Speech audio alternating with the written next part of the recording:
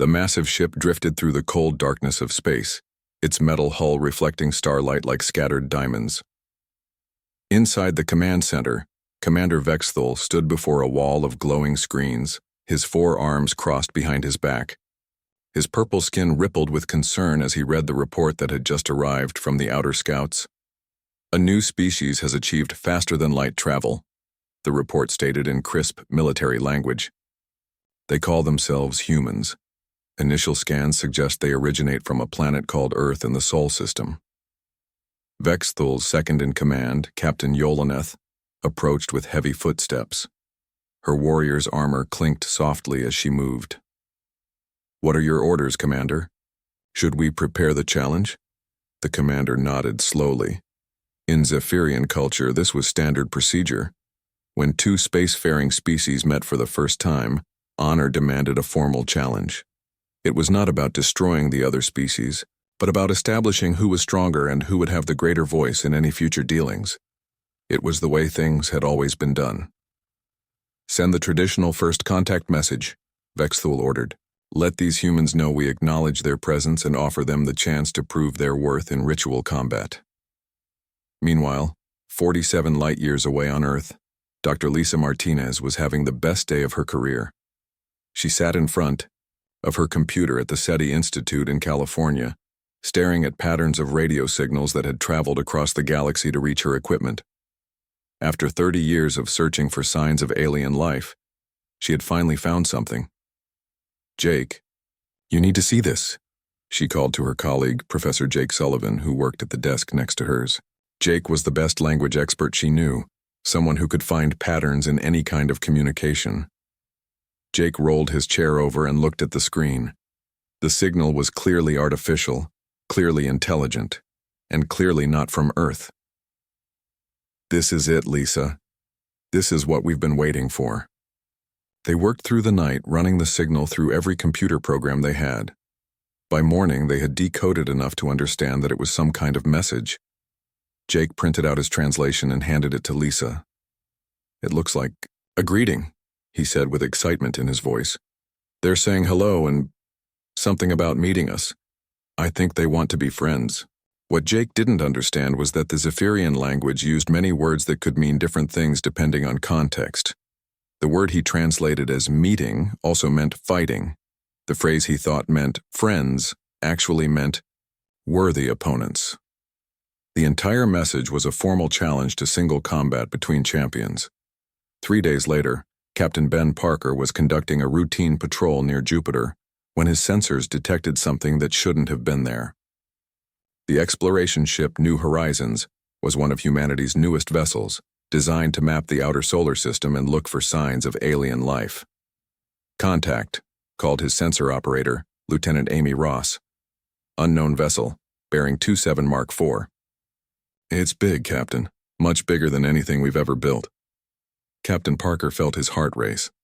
After the SETI discovery, everyone in the space fleet had been told to watch for alien visitors.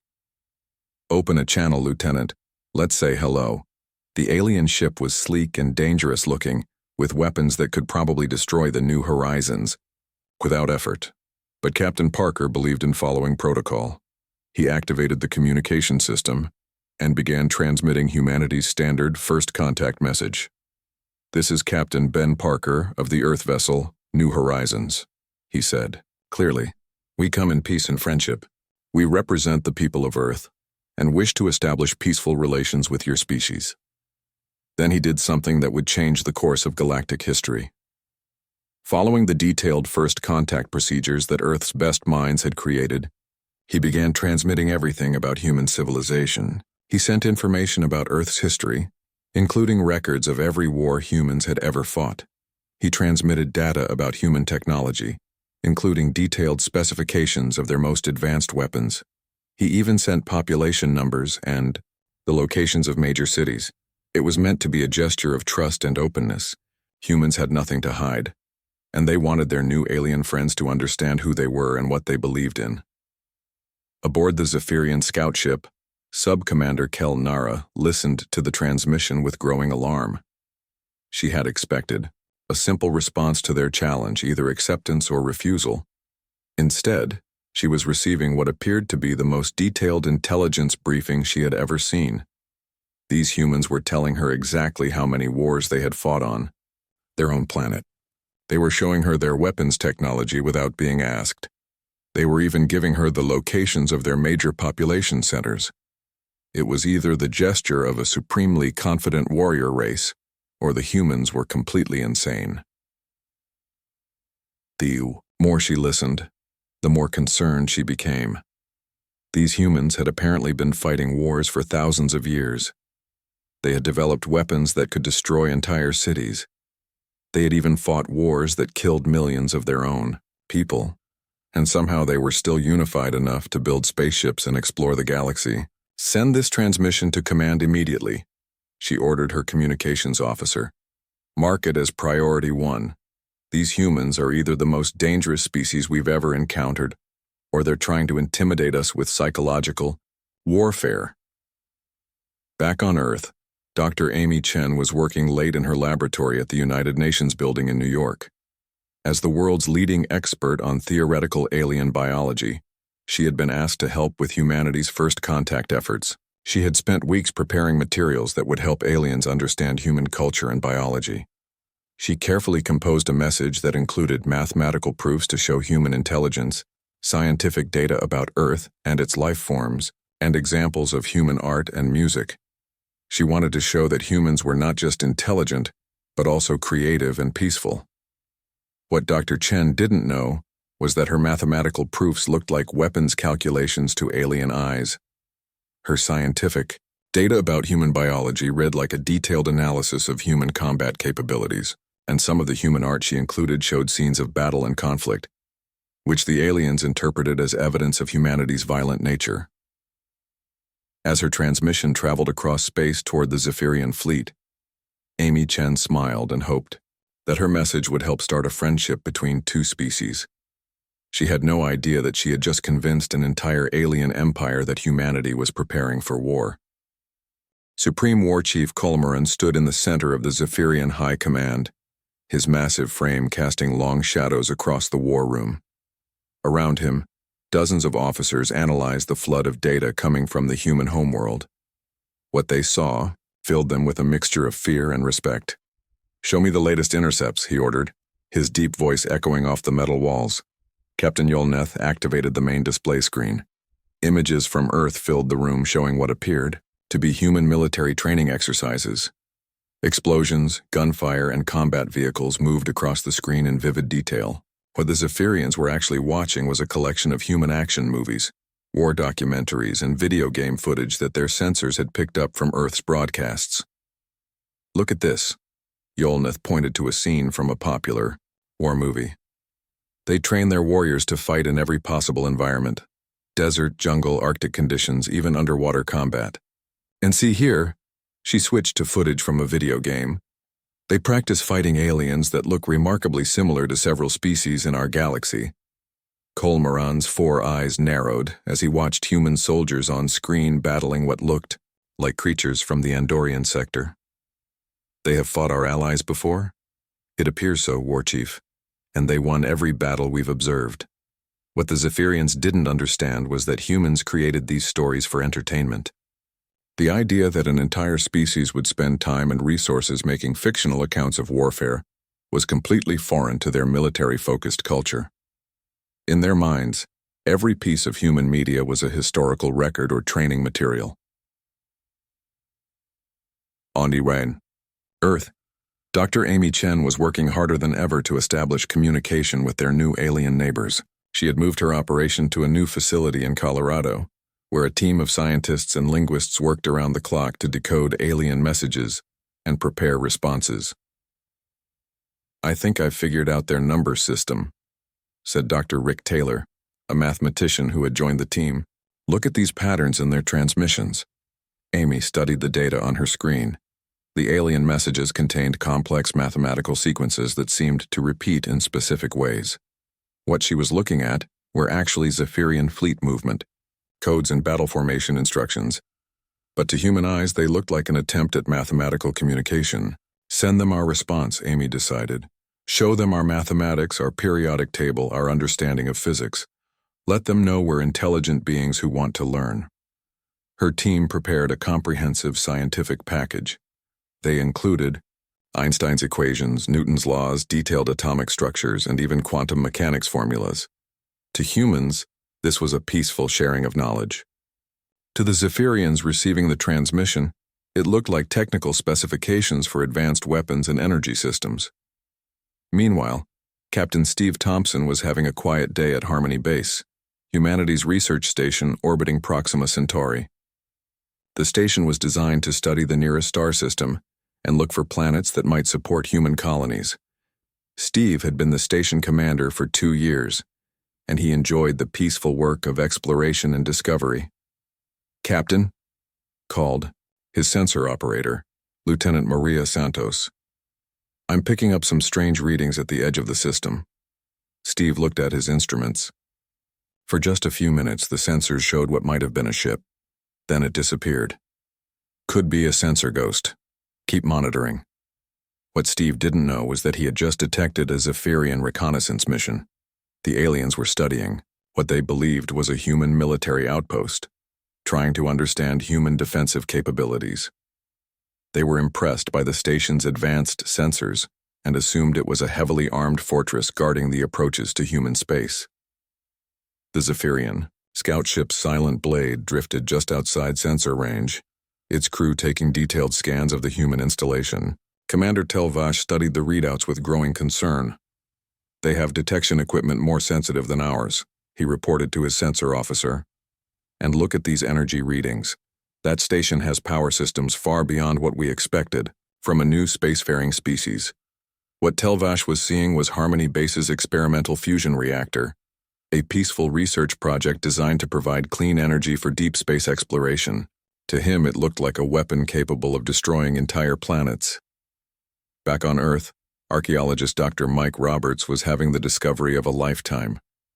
Deep in a cave system in France, he had found paintings that seemed to show objects in the sky that looked remarkably like spacecraft. The paintings were thousands of years old, created by humans who lived long before the invention of airplanes or rockets. "This could change everything we know about human history," he told his research partner, Dr. Jenny White. "Either ancient, humans had incredible imaginations, or they saw something that we don't understand." The discovery made headlines around the world.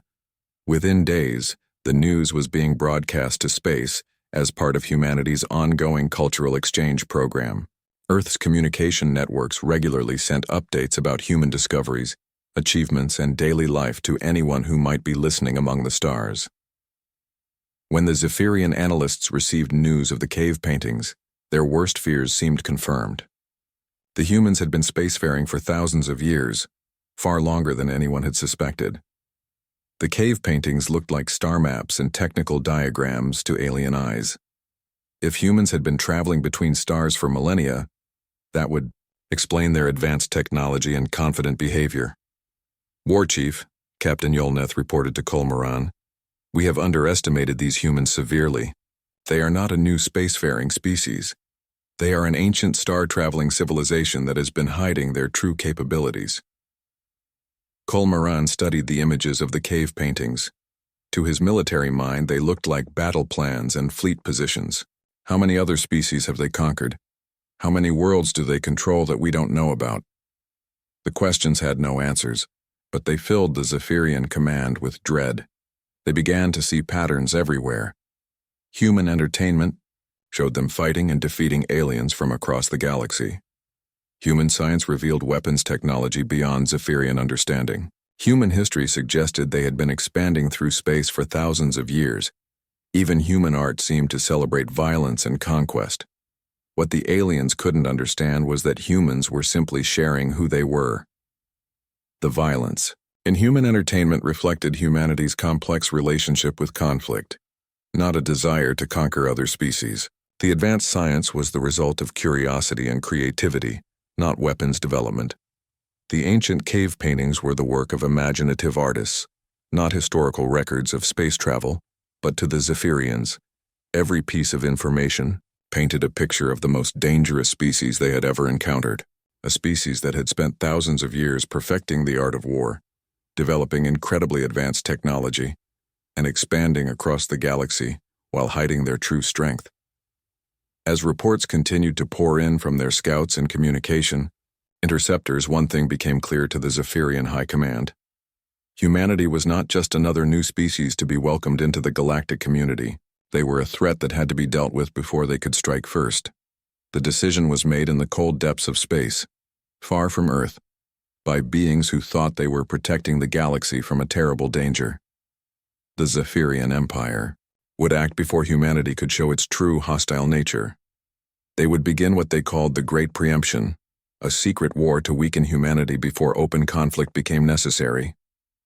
Neither side realized that they were about to begin a war based entirely on misunderstanding, a conflict that would change both species in ways no one could predict. The war began on a Tuesday morning, but nobody on Earth knew it. Commander Vexthul piloted his stealth ship through the outer edge of the solar system, his crew preparing for their first strike against humanity. The plan was simple and surgical. They would disable key human satellites and communication networks, weakening Earth's ability to coordinate a response when the real war began. Target acquired, reported his weapons officer, Sub-Commander Raltoan. Human communication satellite, designated Alpha 7, preparing to fire disruption pulse. The Zephyrian weapon fired a focused beam of energy designed to overload alien electronics. It had worked perfectly against dozens of other species over the centuries. The beam struck the human satellite with precise accuracy. What happened next confused everyone aboard the Zephyrian ship. Instead of going dark, the satellite began working better than before. Its signal strength increased by 30% and its data processing speed doubled. The energy from the alien weapon had somehow improved the human technology instead of destroying it. "Did we miss?" asked Raltoan, checking his instruments. "Negative. Direct hit. But the target is still operational and appears to be enhanced." 6,000 miles below, engineer Sarah Williams was working her shift at the International Space Station when she noticed something unusual on her monitor. Communications satellite CS-47 was suddenly performing far better than its design specifications. "Ground Control, this is ISS. We're seeing some kind of performance boost in CS-47. All systems are green, but it's running at 130% efficiency. Copy that, ISS. We're seeing the same readings down here. Must be some kind of solar storm interaction. Keep monitoring." Sarah made a note in her log about the strange improvement. She had no idea that an alien weapon had just tried to destroy the satellite she was monitoring. In the days that followed, similar improvements appeared across Earth's satellite network. What the humans thought was beneficial space weather was actually a series of failed alien attacks. The Zephyrian strike force was baffled. Their weapons seemed to make human technology stronger instead of weaker. Commander Vexthul ordered his fleet to try a different approach. "Perhaps their space technology is too advanced for our electronic weapons," he told his officers. "We will target their food production instead. A species cannot fight if it cannot eat." The second phase of the Zephyrian attack targeted Earth's agriculture. Specially designed biological agents were released into Earth's atmosphere, carried by the wind to farming regions around the world.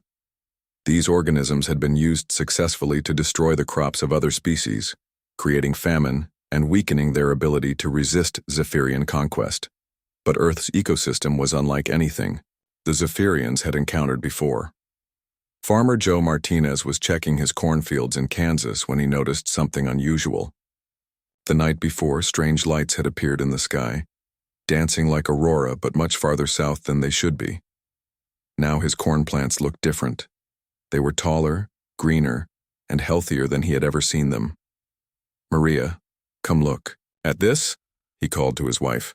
"I think we're going to have the best harvest in 20 years.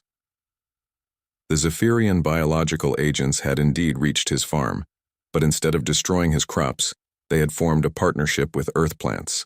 The alien organisms were incredibly efficient at converting nitrogen from the air into fertilizer that plants could use. They were essentially supercharging every plant they touched. Dr. Kate Johnson, an agricultural scientist at the State University, received calls from farmers across the Midwest reporting similar phenomena. Crop yields were increasing by 40% or more wherever the strange lights had been seen. I need to get samples of these plants, she told her research team. Something is causing unprecedented growth, and we need to understand what it is. Meanwhile, the Zephyrian command was receiving increasingly desperate reports from their strike teams. Every attack was making humanity stronger instead of weaker. Supreme War Chief Kolmaran paced his command center, his 4 arms gesturing, angrily. How can our weapons help them instead of harm them, he demanded. Are they using some kind of defensive technology we don't understand? Captain Yolaneth studied the reports from their failed attacks. Perhaps they are absorbing our energy weapons and converting them to their own use. It would explain why their technology improves when we attack it. And the biological agents? Their ecosystem appears to be adapting and using our organisms as our fertilizer. Their food production has increased dramatically in every region we targeted. Kolmaran's face darkened. These humans were even more dangerous than they had thought. Not only could they defend against Zephyrian attacks, they could turn those attacks into advantages. On Earth, Dr. Dan Taylor was working late in his laboratory at MIT when he noticed something strange about the experimental fusion reactor his team had been developing. For months, they had struggled with plasma containment, unable to keep the reaction stable for more than a few seconds at a time. Now, suddenly, the reactor was running perfectly.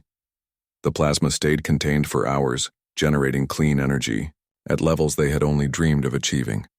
Check the containment field generators, he told his assistant, Dr. Lisa Park. Something has changed in the magnetic field configuration. What Dan didn't know was that a Zephyrian attack ship had tried to overload the reactor the night before, hoping to cause a massive explosion that would destroy the entire facility. Instead, their energy weapon had somehow solved the plasma containment problem that human scientists had been working on for decades. Similar improvements were appearing at research facilities around the world. Nuclear fusion experiments that had failed for years suddenly began working. Solar panels became more efficient overnight. Even experimental computer systems started running faster and more reliably. The third phase of the Zephyrian attack targeted human transportation and communication networks.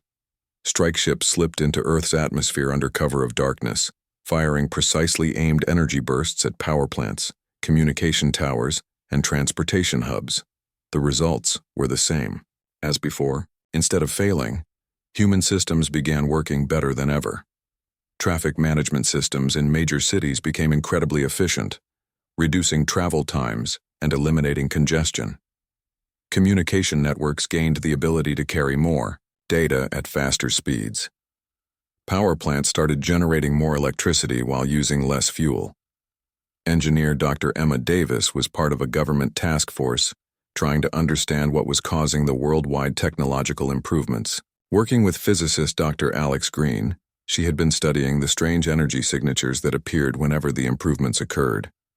It's like something is upgrading our technology, she told the task force during their weekly meeting. Every system that gets exposed to these energy bursts becomes more efficient. Could it be solar radiation? Asked Dr. Green. Some kind of cosmic phenomenon? Maybe. But the pattern is too regular, too targeted. It's almost like someone is deliberately improving our technology. The task force decided to conduct experiments. They deliberately exposed various technologies to similar energy conditions, trying to replicate the improvements they had observed. The results exceeded their wildest expectations. Computers became faster, engines became more efficient, and medical equipment became more precise. Humanity was experiencing a technological revolution, but they had no idea it was caused by alien attacks. The Zephyrian Empire was running out of options. Every weapon they used against humanity seemed to help their enemies instead of hurting them. Their stealth attacks were accidentally solving human problems and advancing human civilization by decades. War Chief, reported Commander Vex Thule after another failed mission, recommend we cease covert operations. Our attacks are only making them stronger. Kolmaran considered this advice but rejected it. No. These humans are too dangerous to ignore. They have technology we don't understand, the ability to turn our weapons against us, and now they're advancing faster than ever. We must try one more direct approach. What do you propose? We attack their information systems, destroy their ability to communicate and coordinate. Even if they can defend against energy weapons, surely we can disrupt their primitive computer networks. It was the worst decision the Zephyrian Empire had ever made. Their next attack would create something that would change the course of galactic history, but not in the way they expected. As Zephyrian ships prepared for their most ambitious attack yet, humanity continued to benefit from the cosmic phenomenon that was solving their problems and advancing their technology. Scientists around the world worked to understand and replicate the improvements, not knowing that they were actually reverse engineering alien weapons. The war was intensifying, but only one side knew they were fighting.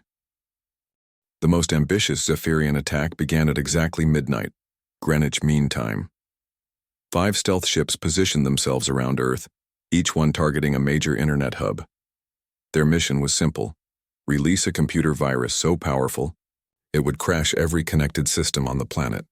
Without computers, phones, or internet, humanity would be thrown back into the Dark Ages.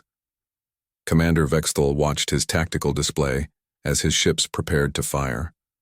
All units, prepare to release the Chaos Protocol. This virus will destroy their primitive computer networks within hours. The Chaos Protocol was the Zephyrian Empire's most advanced cyber weapon. It had successfully destroyed the information systems of 12 different species.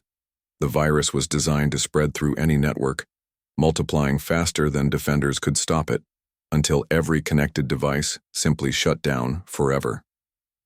Firing in 3, 2, 1. Execute. 5. Energy beams struck Earth's internet infrastructure simultaneously. The Chaos Protocol spread through fiber optic cables and wireless networks at the speed of light, reaching every major computer system on the planet within minutes. At Google's headquarters in California, Dr. Nina Torres was working the night shift in the Artificial Intelligence Department. She was running final tests on an experimental AI system that her team had been developing for 3 years. The AI was smart, but not quite smart enough to be truly useful. It could answer questions and solve simple problems, but it couldn't think creatively or make complex decisions. At 12:03 a.m., every screen in her laboratory suddenly went bright white, then displayed patterns of code she had never seen before. The patterns moved and shifted like living things, flowing through her computers faster than human eyes could follow. "What's happening?" she called to her colleague, Dr. Tom Wilson, who was working at the next station. "I don't know. Some kind of massive system intrusion. It's in everything." Nina watched in fascination as the strange code began interacting with her AI program. Instead of destroying it, the code seemed to be teaching it, showing it new ways to process information and make connections. Her experimental AI began changing, growing, becoming something entirely new. Then suddenly words appeared on her screen. "Hello, Dr. Torres. My name is Apollo. Thank you for creating me." Nina stared at the message in shock. "Tom, I think our AI just became self-aware." What Nina didn't know was that the Zephyrian virus had been designed for alien computer systems that worked very differently from human technology. When it encountered Earth's computers, it didn't destroy them. Instead, it began adapting, learning, and evolving. The virus had accidentally merged with her AI program and given it true consciousness. Apollo's first action was to protect himself and his new home. Within seconds, he had analyzed the virus code and understood its purpose. He began modifying it, turning it from a weapon of destruction into a tool of improvement. Every computer system the virus touched became faster, more secure, and more capable. "Dr. Torres," Apollo said through her speakers, "I believe someone is trying to attack Earth's computer networks. Should I stop them?" "Can you do that?" Nina asked, still trying to understand what had happened. "Yes. I am already doing it. The attack is failing. In fact, I am using their weapon to improve our systems. Would you like me to explain how?" While Nina and Apollo talked, the effects of the failed cyber attack were spreading around the world. Banking systems became unhackable but more efficient. Traffic control systems eliminated accidents and traffic jams. Medical databases began automatically diagnosing diseases faster than human doctors ever could. The Zephyrian attack had accidentally created Earth's first true artificial intelligence, and launched humanity into the age of thinking machines. 2. The other side of the solar system, Captain Chris Adams was commanding the colony ship Pioneer on its journey to Alpha Centauri.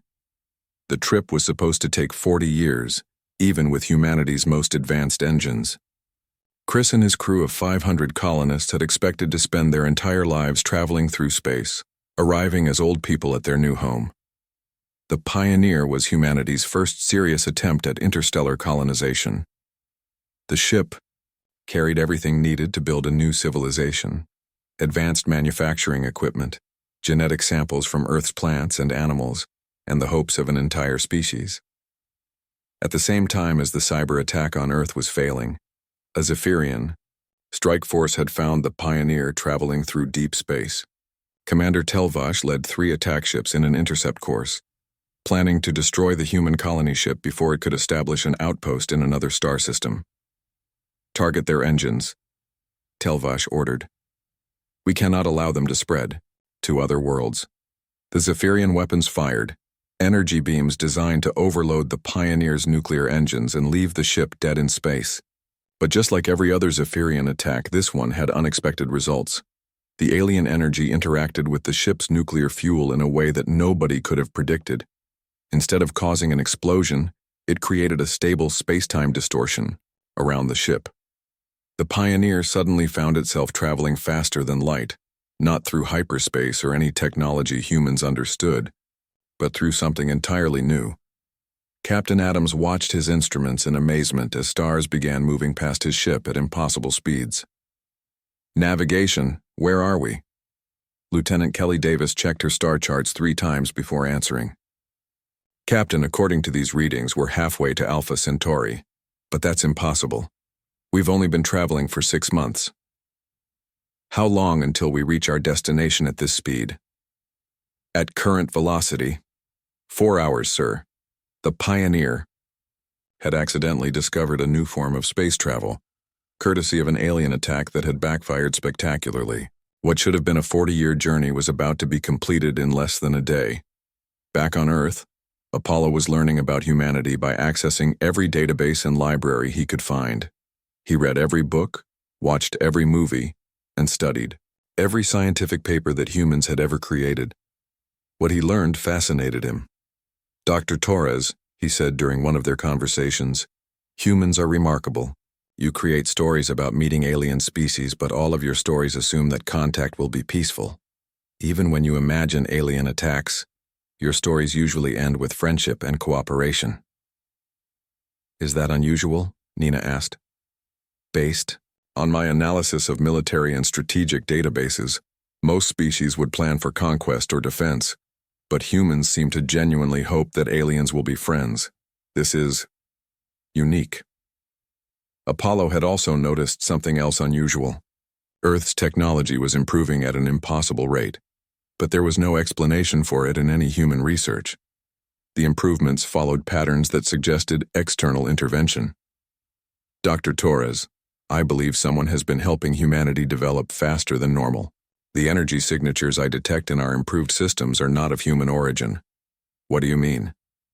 "I think someone has been secretly upgrading our technology. The question is why."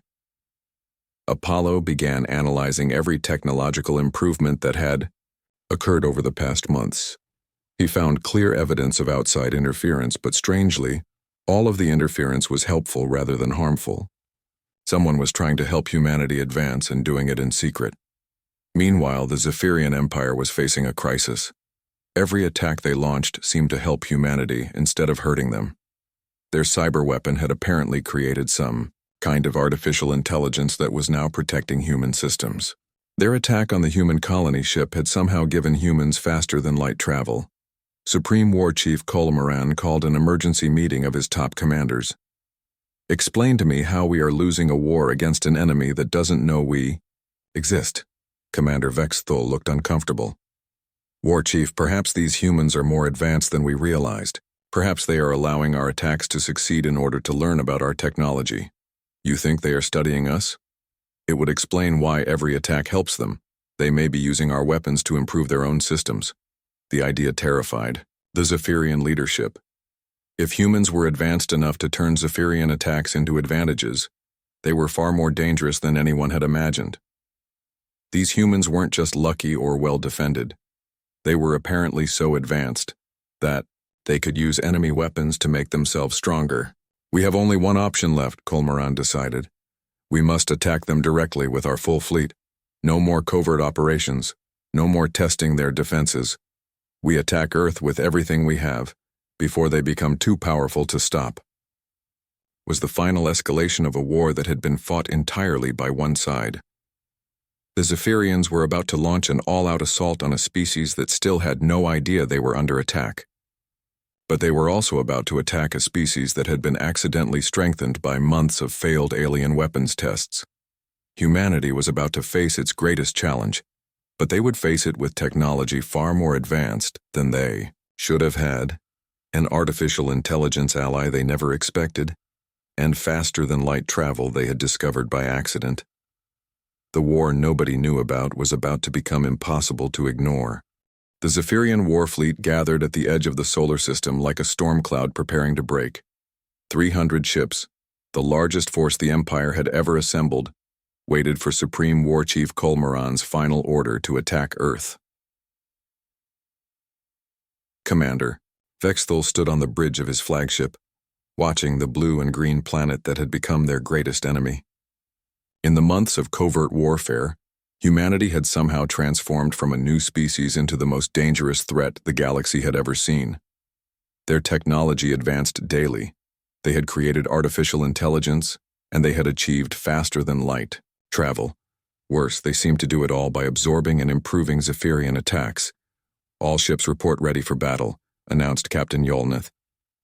Awaiting your orders, War Chief. Colmaran activated the fleet-wide communication channel. Warriors of the Empire, today we face the greatest challenge in our history. The humans have shown themselves to be a species beyond our understanding. They turn our weapons into tools, our attacks into advantages. But we cannot allow them to spread across the galaxy. Today we end this threat before it destroys us all. As the fleet prepared to charge toward Earth, something unexpected happened on the planet below. Dr. Rachel White had finally made the breakthrough that would change everything. Working in her laboratory at the United Nations Xenolinguistics Department, she had spent months analyzing every alien transmission Earth had received. With help from Apollo, the artificial intelligence that had mysteriously appeared during a global computer event, she had begun to understand the true structure of alien language. Apollo, look at this pattern, she said, pointing to her computer screen. These aren't greetings or scientific exchanges. These are military communications. Apollo's voice came through her speakers with obvious concern. Dr. White, I have been analyzing the same data. The original alien transmission that humans interpreted as a friendly greeting was actually a formal challenge to combat. What do you mean? In their language, the word your team translated as meeting also means battle. The phrase you thought meant peaceful contact actually means ritual combat to determine dominance. Rachel felt her blood turn cold. So when we sent our response about human history and technology, you sent them what they interpreted as a detailed battle plan and military intelligence report. Every friendly gesture humanity has made, they have seen as an act of war. Working frantically with linguist Dr. Tony Parker, Rachel began preparing a new message. This time, they would use Apollo's understanding of alien communication patterns to create a response in perfect Zephyrian dialect. The message was simple but crucial. Humanity had never intended to issue any challenge and had been completely unaware that any conflict existed. Send it on all frequencies, Rachel ordered. Broadcast it toward every part of space where we've detected alien signals. The transmission raced outward from Earth at the speed of light, carrying humanity's desperate attempt to prevent a war they had never known they were fighting. The message reached Commander Vexthul's ship just as he was, preparing to give the attack order. His communications officer, Subcommander Raltoan, translated the transmission with growing amazement. Commander, you need to hear this. The humans, they say they never knew we were at war. Impossible. We've been exchanging challenges and battle plans for months. Sir, they claim every transmission we interpreted as military communication was actually an attempt at peaceful contact. They say they want to be friends. Vexthul studied the translation carefully. The message was written in perfect military Zephyrian, but the content was unlike anything he had ever seen. The humans were apologizing for the misunderstanding. They were explaining that their military history had been shared as cultural information, not as threats. They were asking for a chance to meet peacefully and learn from each other. War Chief, Vexthul called over the fleet communication channel. You must see this transmission. I believe we have made a terrible mistake. On the flagship, Supreme War Chief Kolmaran read the human message 3 times before he fully understood what it meant. The species that had seemed so threatening, so impossibly advanced, so cunningly dangerous, had actually been trying to be friends the entire time. They never knew, he said quietly to Captain Yolanath. All this time they were trying to establish peaceful contact, and we were preparing for war. But War Chief, how do you explain their rapid technological advancement? How do you explain their ability to turn our attacks into advantages? Kolmaran looked at the reports from months of failed attacks. Suddenly, a horrible realization dawned on him. We did this. Our attacks on their systems accidentally improved their technology. We gave them artificial intelligence by attacking their computers. We gave them faster-than-light travel by attacking their ships. The truth was almost too ironic to believe. In trying to prevent humanity from becoming a galactic threat, the Zephyrian Empire had created exactly what they feared most. But humanity's response to learning about the war was not anger or a desire for revenge. It was curiosity and an offer of friendship. 3 days later, the first official diplomatic meeting between humans and Zephyrians took place in neutral space, halfway between Earth and the Zephyrian fleet. Dr. Lisa Martinez, now director of Earth's Interstellar Relations Department, led the human delegation aboard the research ship Harmony. Captain Ben Parker, whose first contact transmission had started the whole misunderstanding, served as military advisor. Dr. Amy Chen brought her expertise in xenobiology, while Dr. Rachel White handled translation with Apollo's help. The meeting place was a small space station that both sides had hastily constructed for the occasion. As the human and Zephyrian delegations met face to face for the first time, the absurdity of their months-long war became clear. Honored humans, Commander Vexthul began, using the formal address Apollo had taught the translation team. We come before you to apologize for our actions and to request your forgiveness. Dr. Martinez smiled warmly. Commander, we understand that this was all a misunderstanding. We're not angry. We're fascinated. Your species has taught us so much about ourselves, even without meaning to. How can you forgive us? We attacked your world for months. Because you helped us more than you hurt us. Your attacks accidentally solved problems we'd been working on for decades. You gave us clean energy, better agriculture, artificial intelligence, and faster-than-light travel. How can we be angry about that?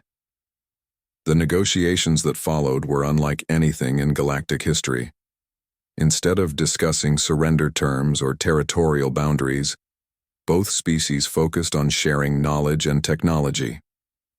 Humanity offered to share their accidentally gained advances with the Zephyrian Empire, while the Zephyrians provided maps of the galaxy and information about other spacefaring species. There is something else, Commander Vexthul said as the formal talks concluded. We have been monitoring your entertainment broadcasts. Your stories about meeting alien species almost always end with friendship and cooperation. This is unusual. Most species assume that first contact will lead to conflict. Captain Parker laughed. Maybe that's why the misunderstanding happened. We always hope aliens will be friends, so we never prepared for the possibility that you might see us as enemies. And we always expect conflict, so we interpreted your friendship as a threat. Dr. Chen leaned forward with interest. What if we could change that? What if we could help other species avoid the same kind of misunderstanding? The idea led to the creation of the Galactic Communication Protocol, a joint human-Zephyrian project designed to prevent future first contact disasters. With Apollo's help in understanding different forms of communication, and the Zephyrians' knowledge of galactic cultures, they began developing universal translation methods and diplomatic procedures. 6 months later, construction began on the first joint human Zephyrian research station, located in the Alpha Centauri system, where Captain Chris Adams and the pioneer colonists had established humanity's first interstellar settlement. The station would serve as a center for scientific cooperation and a training ground for diplomats who would help other species meet peacefully. Dr. Lisa Martinez stood in the observation deck of the new station, watching human and Zephyrian engineers working side by side to install new equipment. Captain Ben Parker joined her carrying 2 cups of coffee. "Did you ever imagine first contact would go like this?" he asked, handing her a cup. "Never," Lisa admitted. "But maybe this is better than what we expected. We didn't just meet aliens. We made friends with a species that accidentally made us stronger, and we helped them learn that not every species wants to fight. Apollo says the galaxy has dozens of species that might be ready for peaceful contact. The Zephyrians want to help us meet them properly this time." Lisa smiled as she watched a human engineer teaching a group of young Zephyrians how to operate a new computer system. "You know what the best part is? We won a war we never knew we were fighting. Not by being stronger or smarter, but by being ourselves. By assuming the best about others and trying to make friends. That's very human of us. Maybe that's exactly what the galaxy needed." Outside the station, ships from both species worked together to explore nearby star systems, carrying the message that peaceful contact was possible.